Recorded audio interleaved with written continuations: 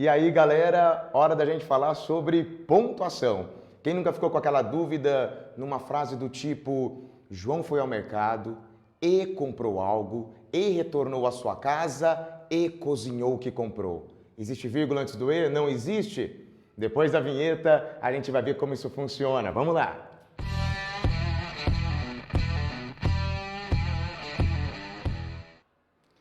Queridos, a gente vai trabalhar hoje com vírgula, a gente vai entender um monte de situações englobando vírgula, especificamente no período composto. Por isso, hoje a gente vai começar a fazer um trabalho todo especial com orações coordenadas e num segundo momento, num outro vídeo, a gente vai ver vírgula em oração subordinada. Mas para começo de conversa, para dar uma aquecida, vamos ver antes o emprego estético da vírgula.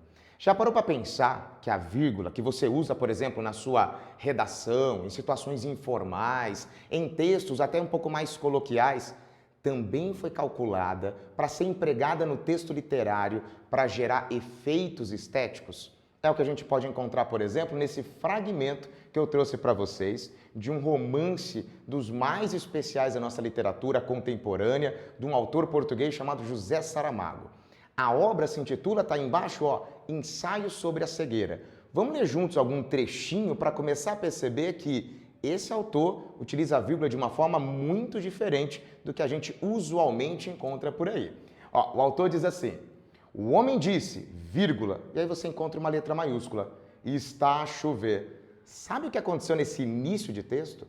Essa primeira oração, o homem disse, corresponde à voz do narrador da obra. E no lugar dos típicos dois pontos que a gente geralmente encontra antes de uma fala, de um discurso direto de personagem, o autor emprega uma vírgula e logo na sequência, uma inicial maiúscula e vem a fala da personagem. Está a chover. Volta o narrador e depois, de repente, uma pergunta. Quem é você? Só que em vez do ponto de interrogação, o que o autor utiliza? Outra vírgula. Perceba que o texto vai continuando assim confuso, difícil de perceber o que é o narrador, o que é fala da personagem. Ele vai dizendo, não sou daqui. Anda à procura de comida? É outra pergunta. Sim, ele responde. Em vez do ponto final, outra vírgula. Há 4 dias que não comemos. Outra pergunta. E como sabe que são 4 dias? E o texto vai seguindo, nessa toada confusa, trocando ponto, 2 pontos, tudo por vírgula. O que está acontecendo? Por que o Saramago optou por esse caminho? E olha que curioso.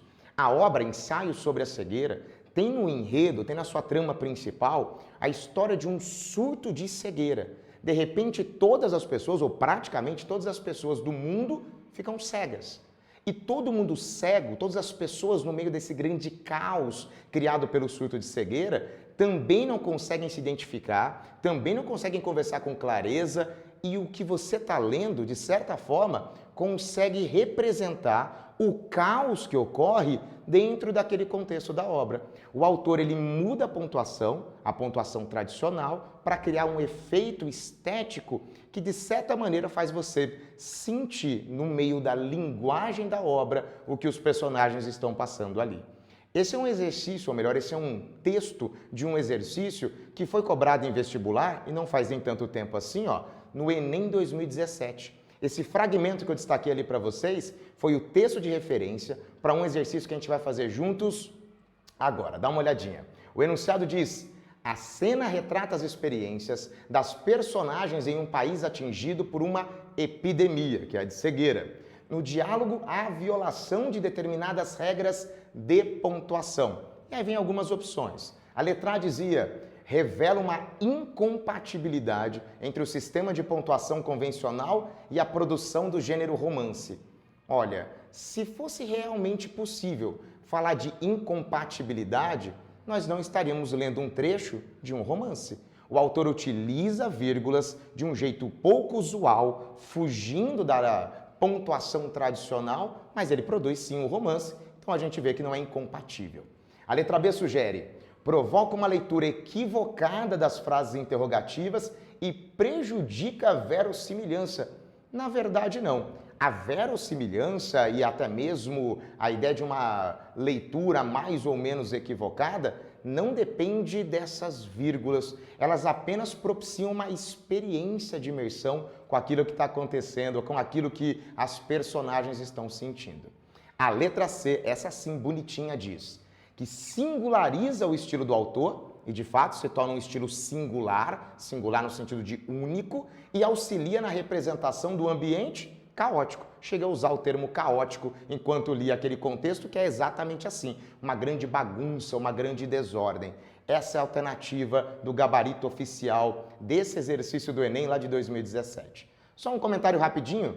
A letra D gerou bastante polêmica, porque embora não seja a análise literária da pontuação, ela não diz nenhuma inverdade quando afirma que representa essa pontuação uma exceção às regras do sistema de pontuação canônica. Não deixa de ser uma exceção, não é aquilo que literariamente foi calculado, mas o enunciado, na verdade, abre margem para a gente imaginar também que a letra D é uma alternativa possível. A letra E, que dizia que colabora para a construção da identidade do narrador pouco escolarizado, está sugerindo que o Saramago, o autor daquela obra, o único prêmio Nobel de literatura em língua portuguesa na nossa história, ainda que seja da literatura de Portugal e não da literatura do Brasil, é um prêmio Nobel e não dá para dizer que ele não é escolarizado, como se ele tivesse errado os usos de vírgulas. A alternativa correta é a letra C e a letra D cabe naquela observaçãozinha que eu fiz há pouco. Mas fechado isso, bora falar das regras em si. Saindo um pouquinho só da literatura e pensando um pouco naquilo que a gente vai entender então como sendo a norma de pontuação. Hoje a gente vai brincar com as orações coordenadas. E as orações coordenadas, como a gente já estudou, elas se dividem em dois principais grupos, que são das coordenadas assindéticas e das coordenadas sindéticas. As assindéticas caem numa regra específica de pontuação e eu retirei um trechinho de uma outra obra literária para a gente analisar o que acontece quando temos duas orações coordenadas e nenhum síndeto. O fragmento diz assim, ó, trechinho de Vidas Secas. Na planície avermelhada, os juazeiros alargavam duas manchas verdes. Esse é o início da obra. Os infelizes, diz depois o narrador, tinham caminhado o dia inteiro, estavam cansados e famintos. Nesse trechinho que eu deixei destacado, com as orações e os verbinhos sublinhados, a gente lê, queridos, que eles tinham caminhado de um lado e estavam cansados e famintos do outro. Nesse paralelo entre as orações, não há nenhuma conjunção. E aí, atenção, quando encontrarmos orações coordenadas assindéticas, o emprego da vírgula é obrigatório. Sempre que você tiver duas orações coordenadas e nenhuma conjunção, a gente vai marcar isso com uma vírgula obrigatória. Aqui cabe um comentáriozinho bônus, só para a gente lembrar que o autor Graciliano Ramos usa bastante desse recurso ao longo dessa obra. O romance Vidas Secas, ele é marcado por uma linguagem que você sabe, é uma linguagem seca, que de certa maneira reflete um monte de outras securas do livro. O clima seco, a comunicação seca das personagens e também uma linguagem seca. Seca porque no lugar das conjunções e conectivos que permitiriam uma literatura ou uma leitura mais fluida, a pausa constante com vírgulas e pontos, seja porque ele cria frases curtas ou muitas orações coordenadas assim, ó, assindéticas, faz com que tudo fique um pouquinho enroscado, um pouquinho travado. É porque a linguagem busca refletir toda essa secura da obra que eu comentei há pouco. Mas está aí um exemplo de coordenadas assindéticas. Mas estudando coordenadas, a gente sabe que existe ainda um outro grupo de coordenadas, que são as coordenadas sindéticas. E quando pensamos nas coordenadas sindéticas, elas se subdividem. Nós temos, por exemplo, as coordenadas sindéticas adversativas, explicativas e conclusivas, aqui no próximo slide, para a gente pensar juntos. Essas orações coordenadas, elas trazem conectivos bem específicos. Eu coloquei os três numa frase só. A frase é: parecia chateado em casa porque reclamou o dia inteiro, mas animou-se à noite com a ida ao cinema, portanto saiu um pouco e lhe fez bem. Note que eu coloquei várias orações para conseguir encaixar os conectivos que eu precisava. A primeira oração que vale a pena chamar a atenção pela ordem que aparece, ela se inicia com a conjunçãozinha porquê. O porquê expressa a ideia de explicação, de justificativa que é própria dessas coordenadas. Quando a gente lê que ele parecia chateado porque reclamou o dia inteiro, a coordenada explicativa justifica o fato dele parecer chateado antes. Quando você encontrar esse tipo de oração, vírgula obrigatória. Antes desse conectivo porquê, do pois, do já que, do visto que, qualquer conectivo que seja uma conjunção coordenativa explicativa, vírgula obrigatória. Mesma coisa quando você encontrar uma conjunção adversativa. O mais, o porém, o contudo, o entretanto, todavia, os sinônimos do mas também marcam uma pausa obrigatória. Então, antes de mais animou-se à noite com a ida ao cinema, outra vírgula obrigatória. Assim como, aqui de novo, a conjunçãozinha portanto também cria uma pausa de vírgula. O portanto e os seus sinônimos. O logo, o conectivo pois quando ele vem invertido, o então, o por isso, todos esses conectivos são conectivos conclusivos, como a gente encontra nesse caso. Com essas orações coordenadas, as vírgulas são obrigatórias em todos os casos. O único detalhe para você ficar um pouco atento está aqui. Não se esqueça que a conjunção e pode ser empregada como sinônimo de mas ou como sinônimo de portanto. E nos casos em que isso acontecer, galera, fique atento. Nós não precisamos colocar essa vírgula, ela passa a ser facultativa. Se a gente pegar o famoso verso de Camões que diz, é ferida que dói e não se sente. A gente sabe que naquele e não se sente há uma ideia de oposição, porque se a ferida dói, era para sentir. Então dizer ferida que dói e não se sente equivale a dizer que é uma ferida que dói, mas não se sente. Quando a conjunção e for adversativa, quando ela for sinônima de mas, a vírgula não é obrigatória.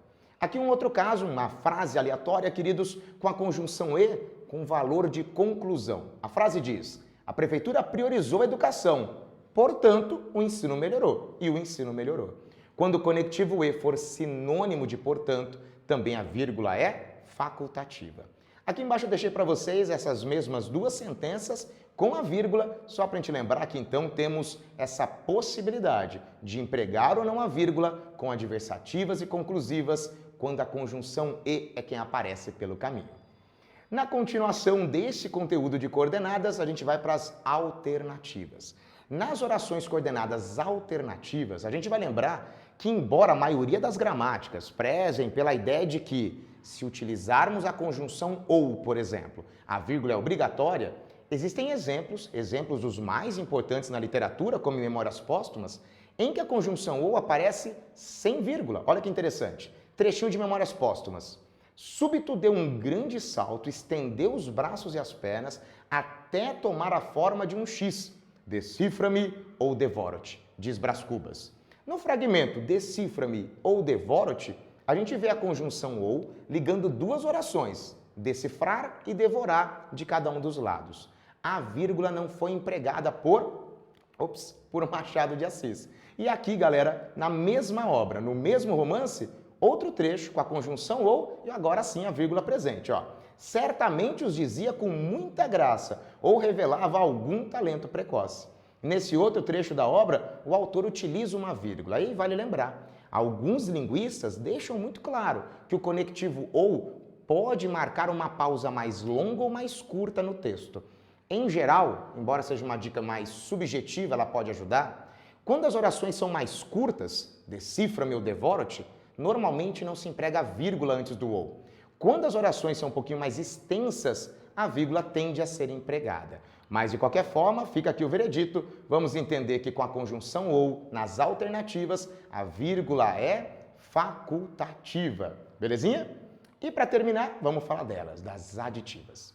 Nas coordenadas aditivas, a gente encontra a conjunção e muita gente fica em dúvida sobre quando usar a vírgula antes do e. Bem, para começo de conversa, a gente vai ter que fazer algumas restrições e limitações para a aula. A gente não vai estudar todos os casos de conjunção e, aqui a gente vai falar especificamente do e síndeto aditivo, das orações coordenadas aditivas. E só aqui, bem, a gente vai ver situações suficientes para te ajudar bastante. Nas coordenadas aditivas, há alguns casos para a gente analisar. O primeiro está aqui para você olhar. Lê a frase comigo. Sinto que o mar se acovardou e deixou-o passar. Quando você olha para esse texto, preste bem atenção. Esse o mar, a expressão o mar que está aqui destacada, ela atua como sujeito do verbo acovardar, que é o verbo da primeira oração, da coordenada assindética, em relação à próxima pelo menos, e você encontra esse mesmo mar, oculto é verdade, atuando como sujeito do verbo da oração seguinte. Quando você encontrar um mesmo sujeito para os verbos que estão nas orações ligadas pelo conectivo e, atenção, está escrito aí, está na tela, a vírgula é proibida. Você não emprega se você tiver o mesmo sujeito. Então, se você disser algo do tipo, Pedro fez isso e fez aquilo, nada de vírgula, porque o Pedro é o sujeito dos dois verbos, tá legal? Na próxima frase, eu coloquei uma situaçãozinha diferente. O texto diz que ele parecia engajado e seus amigos estavam por perto. O pronome ele é sujeito do verbo parecia e na segunda oração, a expressão seus amigos é sujeito do verbo estavam. Quando você tiver sujeitos diferentes nas orações, aí a vírgula é, atenção, uma possibilidade, ela é facultativa. Então, se eu disser Pedro fez isso e Maria fez aquilo, você pode empregar vírgula, ela é facultativa. Só não se esqueça de um detalhe, o mais natural da língua, com esse tipo de oração coordenada aditiva, é o não emprego da vírgula. Colocar a vírgula significa querer realçar, destacar a oração seguinte, tá ok? Na sequência, vamos ver outros casos de coordenadas aditivas sem a conjunçãozinha e agora. Quando você lê, ontem não só estudamos, como também trabalhamos muito, a gente encontra uma estrutura que traz uma coordenada aditiva, mais numa oração que é correlata outra. São duas orações que estão conectadas internamente. Perceba que há um paralelismo entre a expressão não só e a expressão como também. Nesses casos, a vírgula também é facultativa, mesmo sem a conjunção e mesmo sem calcular se o sujeito é igual ou diferente. Tá aí, ó. Ontem não só estudamos, vírgula, como também trabalhamos muito. Ou ainda, ontem não só estudamos, sem vírgula, como também trabalhamos muito. Perfeito? E para terminar, as orações coordenadas aditivas, vale fazer um comentário que se expande, vai até além das aditivas. Às vezes você encontra a repetição do conectivo. E quando a repetição é da mesma conjunção coordenativa, que são as conjunções de orações coordenadas, isso configura uma figura de linguagem chamada polissíndeto. E o polissíndeto ocorre aqui nessa frase. Dá uma olhadinha comigo. Acordou cedo, e foi à cozinha, e tomou café, e saiu de viagem. Não é natural a gente falar desse jeito, mas às vezes, de novo, para destacar cada uma das orações, a gente pode acrescentar essa conjunçãozinha. E quando ela aparecer repetida, olha que curioso, a regrinha de pontuação da conjunção e, ela vai ser uma regra que vai lembrar da enumeração. A primeira regrinha de vírgula que você aprendeu na sua vida, aquela de fui ao mercado e comprei batata, ameixa, pera, uva. Esse tipo de regrinha, a da sequência, da enumeração. E aqui a gente vê encadeadas várias orações coordenadas aditivas. Quando isso acontecer, você vai separar todas as orações por vírgula.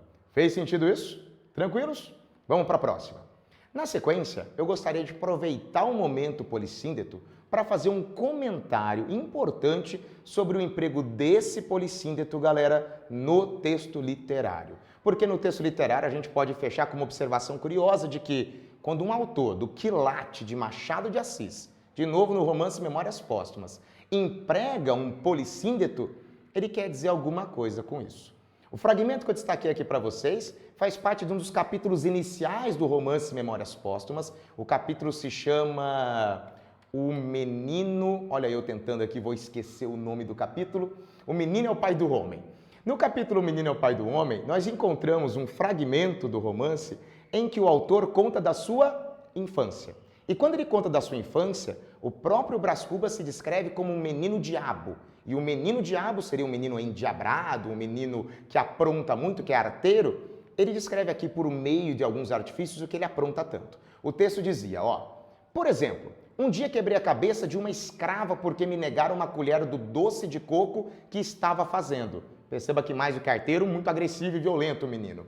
E, não contente com o malefício, deitei um punhado de cinza no tacho, sujou ainda a panela. E não satisfeito da travessura, fui dizer à minha mãe que a escrava é que tinha estragado o doce por pirraça.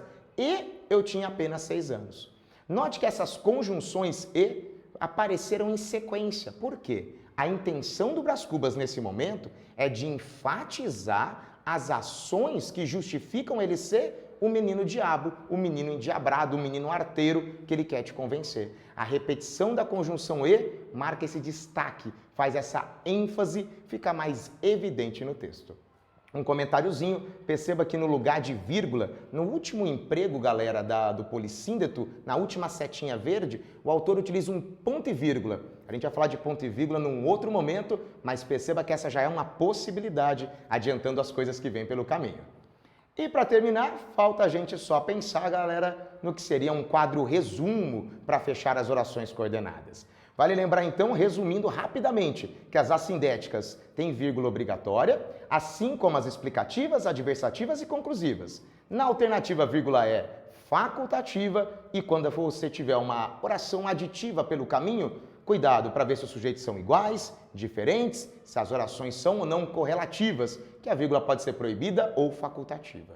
E por fim, temos um polissíndeto, o polissíndeto que vai marcar uma regra de vírgula obrigatória. É isso, queridos. Depois a gente se encontra para falar de mais vírgula em período composto lá nas orações subordinadas. Grande abraço, valeu, tchau, tchau.